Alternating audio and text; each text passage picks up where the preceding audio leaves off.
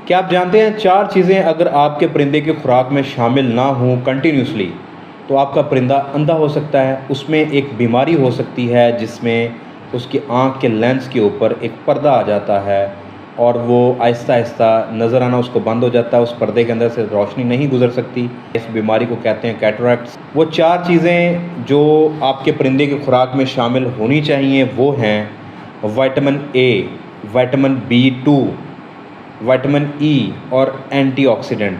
ये 4 चीज़ें हैं जो आपके परिंदे की खुराक में हर रोज़ का लाज़मी हिस्सा होना चाहिए। कैटरैक्ट्स के साथ तो जो परिंदे डिस्टर्ब हो जाते हैं उनका कोई इलाज नहीं है, अल्टीमेटली उनको ज़िबा करना पड़ जाता है। अगर आप चाहते हैं आपका परिंदा इस बीमारी का, इस अंधेपन का शिकार ना हो तो आप ऐसी डाइट दें जिनमें ये चीज़ें पूरी हों या मल्टीविटामिन्स का इस्तेमाल करें ताकि आपके परिंदे को एंटीऑक्सीडेंट्स, विटामिन ए, ई और विटामिन बी2 कसरत के साथ मिले।